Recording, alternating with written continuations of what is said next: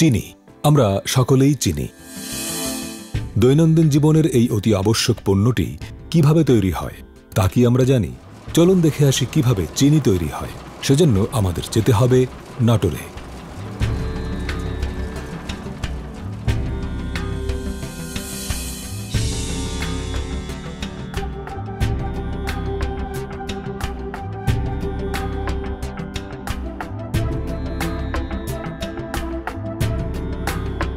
লালপুর উপজেলার প্রাচীন চিনি কল নর্থ বেঙ্গল সুগার মিল স্থাপিত হয় 1933 সালে।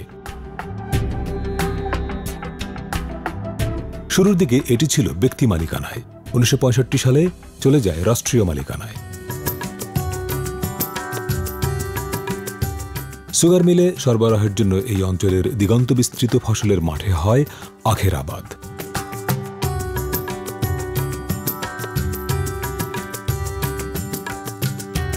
নাটোরে আরেকটি চিনি কল আছে, নাম নাটোর সুগার মিল। এই দুটি চিনিকল মাথায় রেখে নাটোর জেলায় প্রায় 50,000 একর জমিতে আখ চাষ করা হয়।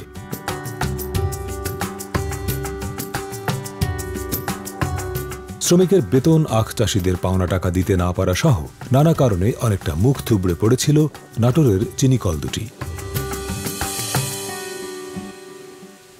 কিন্তু এখন চলছে ঘুরে দাঁড়ানোর লড়াই। 2 লক্ষ টন মেট্রিক টন আখ মিলে সরবরাহ করতে পারি, তাহলে হয়তোবা এবার আমরা লাভের আশায় থাকতে পারি, লাভের মুখ দেখতে পারি।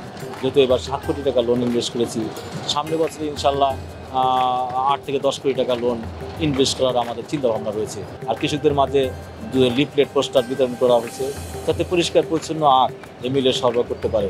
চাষিদের মধ্যে একটা উৎসব মুখর পরিবেশ তৈরি হয়েছে।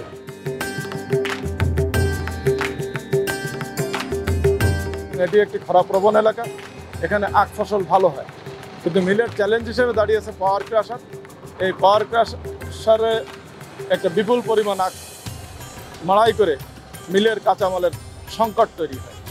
তো সেই চ্যালেঞ্জটি আমরা মোকাবেলার জন্য প্রথমে এই মাড়াইকল মালিক প্রায় 409 জন মালিককে আমরা বিনয়ের সাথে চিঠি লিখি যে এই মিলটি একটি এই এলাকার আর্থসামাজিক অবস্থা উন্নত করেছে, এলাকাকে আলোকিত করেছে।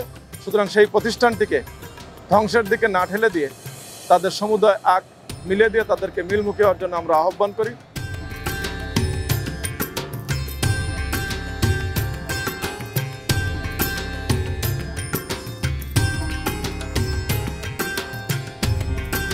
চাষিদের সাথে বিনয়ী আচরণ করতেছি, তাদের যে সমস্ত সমস্যাগুলি আছে সেগুলি আমরা দূর করার চেষ্টা করছি।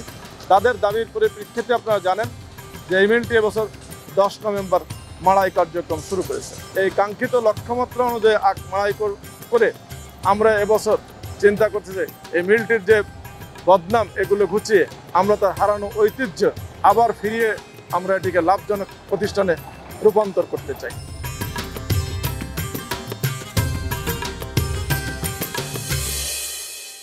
আমি এই আখ চাষির সাথে জড়িত আজ থেকে মোটামুটি প্রায় 25-30 বছর আগে থেকে।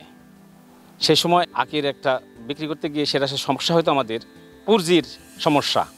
সে পুঁজি আমাদের পেতে অনিয়ম হতো, যেটা হচ্ছে গিয়েছে মানুষ অনেক সময় হচ্ছে গিয়েছে যে পশুর সেন্টারে বিক্রি না করেও হচ্ছে টাকা পেত বা বিল পেত। আর অনেকেই আছে যে পশুর বিক্রি করেও তারা ধর্ণা দিয়েও টাকা পেত না, টাকা পেতে হলে তাকে ডোনেশন দিয়ে বিলটা ভাঙাতে হতো আর কি। এই সিস্টেমটা বর্তমান পরিস্থিতি আর নেই।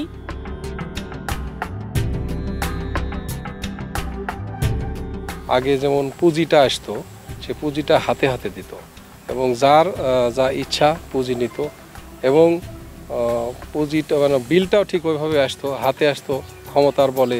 মানে একজন ক্ষমতাধর ব্যক্তি মানে জোরপূর্বক মানে বিলটা ভাঙায় নিত, আর সাধারণ কৃষকরা পাইতো না। এখন এই ক্ষেত্রে সরকার সুবিবেচনা করে বিভিন্নভাবে তদন্ত কমিটি দিয়ে তদন্ত করে এটা একটা সুন্দর একটা নিয়ে এসছে, যেটা হলো মানে পুঁজিটাও যেমন মোবাইলে আসতেছে, এরকম বিলটাও মোবাইলে আসছে। যার বিল সেই পাবে, অন্য কেউ পাওয়ার সম্ভাবনা খুব একটা নেই। যার কারণে মানে মানুষ আখের প্রতি মানে এখন মানে উদ্বুদ্ধ হচ্ছে, আগামীতে আরও বেশি আখ চাষ মানুষ করবে। নাটোর জেলার কৃষকরা আখ রোপণ শুরু করেন অগ্রহায়ণ থেকে মাঘ মাস পর্যন্ত।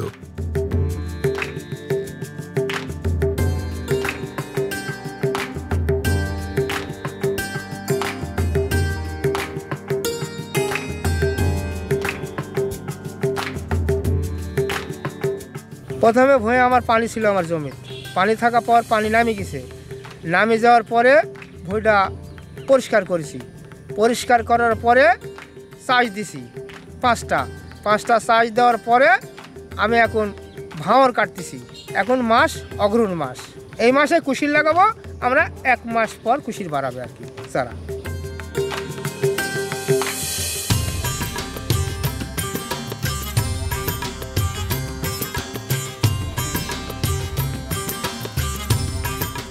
লাঙল দিয়ে নালা টানা হয়ে গেলে আধা হাত সমান আকারে কেটে নিতে হয় আখ।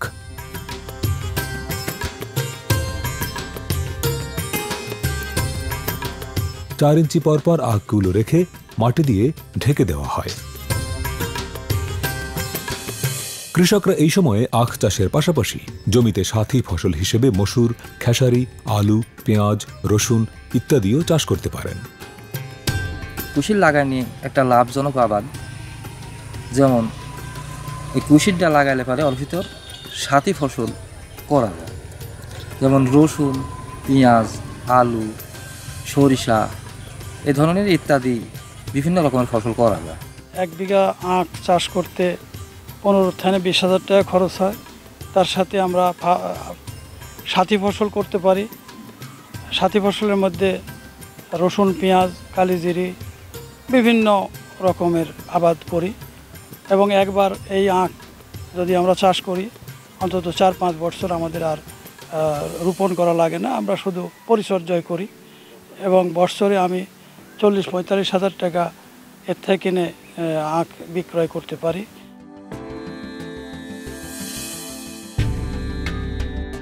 প্রথমবার আখ চাষের জন্য কিছুটা খরচ হলেও পরবর্তী সময়ে সেরকম খরচ নেই।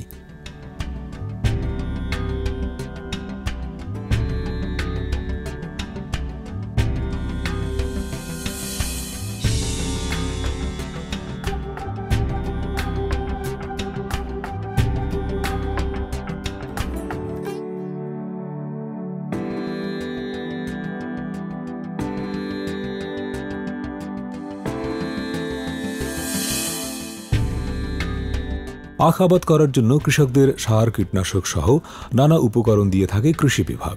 তাছাড়া লোন বা নগদ অর্থ দেয় সুগার মিল।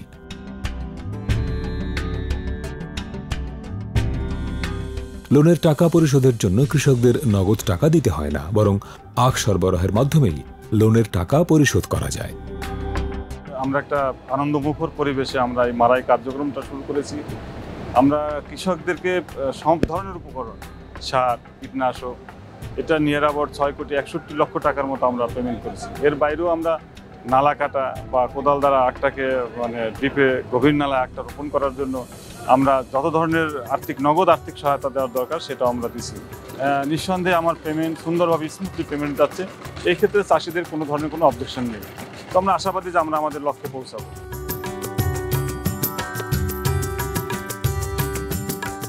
লাকড়ি 250 টাকা দরে বিক্রি হয়, আর আমাদের উৎপাদিত আখ বিক্রি হচ্ছে 180 টাকায়।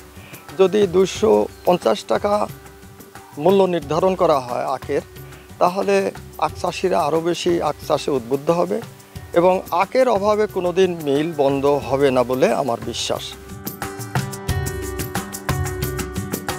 চিনি তৈরির জন্য প্রথমে ক্ষেত থেকে আখ ট্রাক্টর বা মহিষের গাড়িতে নিয়ে আসা হয় মিলে।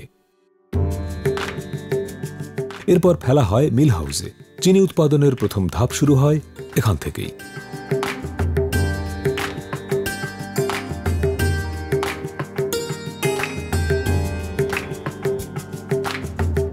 নর্থ বেঙ্গল সুগার মিল উত্তরবঙ্গের একটি ভারী শিল্প প্রতিষ্ঠান।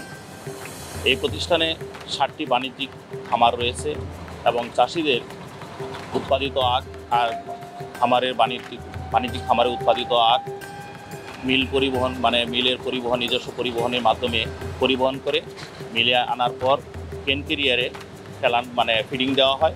এবং এই ফিডিংয়ের পরে আমাদের এখানে 2 সেট কাটার রয়েছে, মানে প্রথমটা হলো ফরওয়ার্ড এবং পরেরটা হলো রিভার্স কাটার।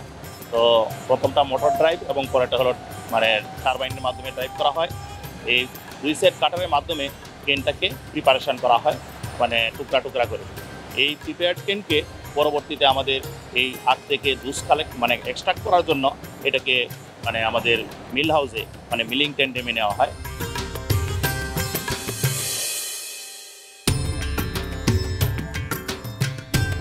এটা হলো পোর্ট টেন্ডেম মিল, মানে এখানে 4টি মিল রয়েছে এবং 4টি মিলে আমাদের 4টি টারবাইন রয়েছে, ইন্ডিভিজুয়াল টারবাইন। এই টারবাইনের মাধ্যমে এই মিল হাউসটাকে ঘোরানো হয় রোলারগুলোকে। এখানে আমাদের আগ থেকে যে প্রিপেয়ার্ড কেনটা থাকে, এই প্রিপেয়ার্ড কেনটা থেকে আমাদের জুসটাকে এক্সট্রাকশন করা হয় এবং এখানে সর্বোচ্চ আমাদের মানে 89 থেকে 90% এক্সট্রাকশন হয়।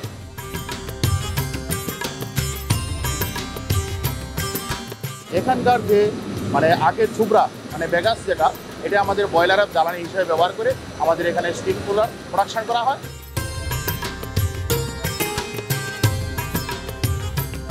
উৎপাদিত স্টিম দিয়ে আমাদের এই মিল টারবাইন, বার টারবাইন এবং কেন কাটারের 2 নং কেন কাটারের রিভার্স টারবাইন এগুলো আমাদের চালানো হয়।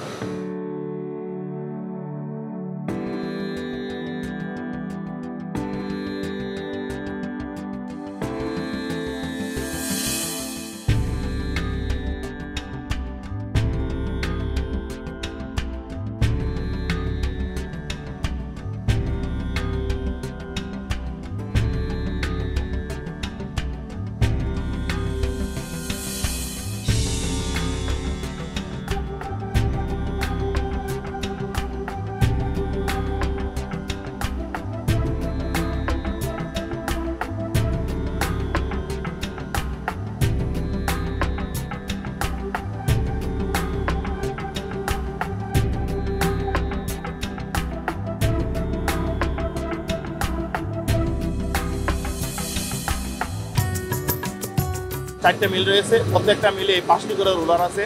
প্রথম 2টি হলো প্রেসার ফিডার রোলার, তারপরে 3টা রোলার আছে টপ, ফিড এবং ডিসচার্জ।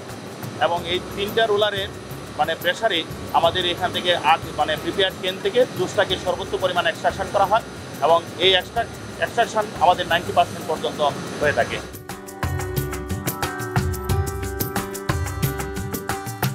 এই প্রসেস হাউসের প্রথম কাজ হলো মানে মিল হাউস থেকে যে আখের থেকে যে এক্সট্রাকশন করার পরে যে জুসটা, সেটা হলো র জুস।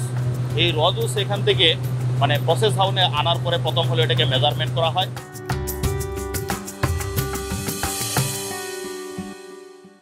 আমরা এখানে আখের রস থেকে আমরা সর্বোচ্চ পরিমাণ চিনি এক্সট্রাকশন করার জন্য আমরা প্রি বয়লিং সিস্টেম ব্যবহার করি। আর এটা হলো আমাদের 3rd গ্রেডের সেই সুগার, এটাকে আমাদের মেল্টিং করে দেওয়া হয়। এটা মেল্টিং করে আবার 2nd গ্রেডের সুগার তৈরি করার জন্য আমরা সেটা মানে ওখানে গ্রেন করার জন্য আমরা এটা ইউজ করা হয় এবং বি গ্রেডের সুগার গ্রেন করার জন্য আমাদের এটা ব্যবহার করি।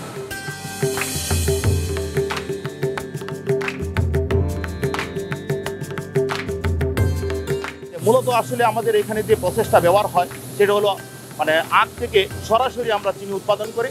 যেমন অনেকে মানে এটা হলো একদম প্রাকৃতিক উপায় এবং এখানে কোনো ক্ষতিকর মানে কোনো কেমিক্যাল বা অন্যান্য কোনো কিছু মানে ক্ষতিকর হার্মফুল মানে শরীরের জন্য কোনো কিছু ক্ষতিকর কোনো কিছু ইউজ হয় না। এটা সম্পূর্ণ হালাল এবং সম্পূর্ণ বিশুদ্ধ, যার জন্য শিশু খাদ্যের জন্য এটা অত্যন্ত উপকারী এবং মানে আমাদের মানে অন্যান্য সুগারের চেয়ে এটা আমাদের এই মান মানে আমাদের এই উৎপাদিত সুগার পুষ্টি মানে এবং মানগত মানে গুণগত মান দিক থেকে আমাদের এটা সেরা।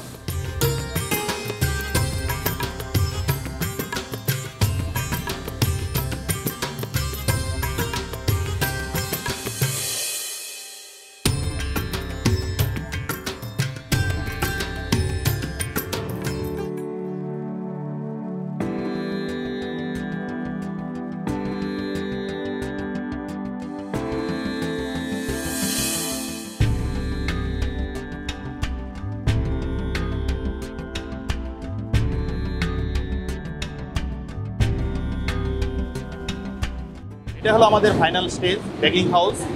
এখানে আমাদের চিনিটাকে মানে সেন্ট্রিফিউজ করার পর ওই চিনির মানে বেসকিট থেকে সেন্ট্রিফিউগাল মেশিনে ওইটাকে মানে গরম পানি দিয়ে ওয়াশ করা হয়, তারপরে স্টিম ওয়াশ করা হয়, এই ওয়াশিংয়ের পরে এটা টেম্পারেচার অনেক হাই হয়ে যায়। এই মানে হাই টেম্পারেচারে এটাকে আমাদের এখানে মানে ইয়ে করা যাবে না, প্যাকিং করা যাবে না। প্যাকিং করলে এটা মানে দলা বেঁধে হয়ে যাবে, এর মধ্যে ময়েশ্চার থাকে বেশি। তো আমরা সেটাকে ওই সেন্ট্রিফিউগাল থেকে পড়ার পরে এখানে আমাদের 3টে হপার আছে, ওখানে হপিং করতে করতে ওখানে যখন আসে তখন ওটা ন্যাচারালি ওর মধ্যে যে ময়েশ্চারটা থাকে সেটা রিলিজ হয়ে যায়। আবার ওখানে আমাদের কিছু ইয়ে আছে, কুলিং সিস্টেম আছে, এবং কুলিং করার পর এটাকে আমরা গ্রেডিং করা হয়। গ্রেডিং করার পরে ওই চিনিটাকে আমরা 50 কেজি ওখানে আমাদের নেট ওয়েট দিয়ে আমরা সেটাকে বস্তাজাত করে আমরা পরবর্তীতে এখানে সাজিয়ে রাখি, এবং সারাদিনে যা প্রোডাকশন হয় এখানে সাজানোর পরে আমাদের এখানে এটা সকালে ডেলিভারি একটা কমিটি আছে, সেই ডেলিভারি কমিটির মাধ্যমে সেটাকে আমাদের চিনি গুদামে হ্যান্ড ওভার করা হয়। বর্তমানে এই অবস্থা যে আখের মূল্য এবং চিনির মূল্য, তাতে আমাদের যে অবস্থা আছে তাতে যদি আমরা 15 থেকে 20,000 মেট্রিক টন চিনি উৎপাদন করতে সক্ষম হই, তাহলে আমরা আবার মানে লাভের পর্যায়ে আমরা চলে যেতে পারবো। এটা আমাদের যেমন কেরু হয়তো ডিস্টিলারির মাধ্যমে হয়তো লাভ করে, কিন্তু একমাত্র নর্থ বেঙ্গল সুগার মিলে আমাদের এই চিনি উৎপাদনের মাধ্যমে আমাদের লাভের পর্যায়ে চলে যাওয়া সম্ভব।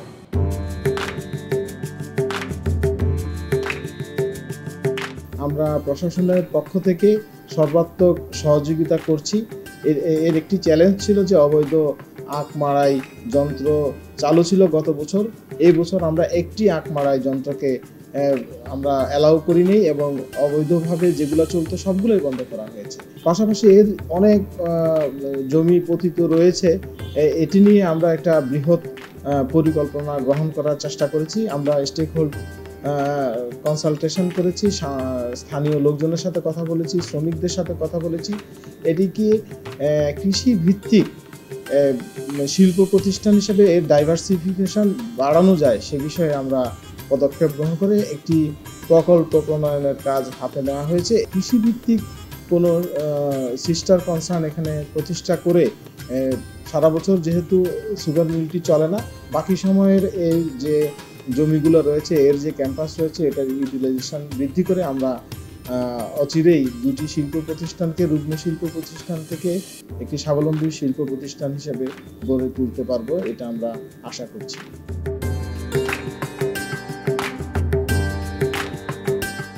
শুধু বাংলাদেশ নয়, সারা পৃথিবীতেই চিনি একটি অতি প্রয়োজনীয় নিত্যপণ্য, কিন্তু প্রায়শই চিনির বাজার অস্থির হয়ে ওঠে। দেশীয় চিনি কলগুলো ধুঁকছে নানা কারণে। সে কারণে চিনি এখন মূলত আমদানি নির্ভর পণ্য, আর সে কারণে বাজার অস্থির। ফলে দেশীয় চিনি কলগুলো ঘুরে দাঁড়াতে পারলে একদিকে দেশের আখ চাষিরা যেমন লাভবান হবেন, তেমনি চিনির দামও থাকবে সাধারণ মানুষের নাগালে।